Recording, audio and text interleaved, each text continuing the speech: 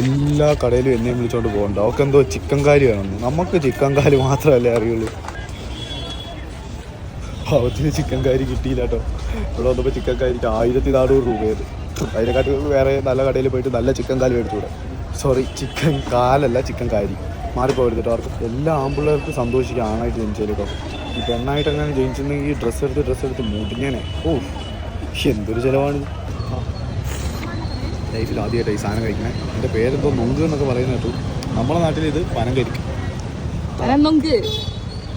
Okay, ഇത് കഴിഞ്ഞിട്ട് നമ്മൾ ഓറിയോ ചീസ് കേക്ക് മേടിച്ചു. ഇനി അത് കഴിക്കാം. കൊള്ളാമല്ലേ, നല്ല രസമുണ്ട്. കള്ളിമുള്ളൊക്കെ കാണാനായിട്ട്. ഇവൾക്ക് ഭയങ്കര പരാതി.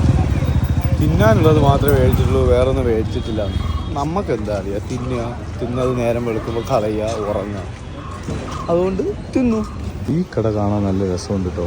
കുറേ തുണികളിങ്ങനെ വഴിയിലൊക്കെ നിറച്ചിട്ടേക്കുക. ഇവിടെയാണെങ്കിൽ തുണികളിൽ തട്ടിയിട്ട് നടക്കാൻ പറ്റണ്ട.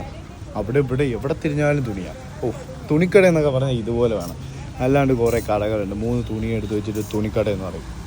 എന്താണ് മുഖമൊക്കെ ഇരിക്കുന്ന നോക്കി. ഓ, വെയിലടിച്ച് കാലത്ത്. അങ്ങനെ ഇവിടുത്തെ പരിപാടിയെല്ലാം കഴിഞ്ഞ് പോവുക. എൻ്റെ കുഞ്ഞിമക്കളെ ചത്തു, കാലൊന്നും വയ്യ, അനങ്ങുന്നില്ല. അത് നമ്മുടെ സുട്ടുമണി വെച്ചെടുത്ത് അതുപോലെ തന്നെ ഇരിപ്പുണ്ട്. നമുക്ക് ഇനി തിരിച്ച് വെസ്റ്റ് സൈഡിലേക്ക് പോവാം.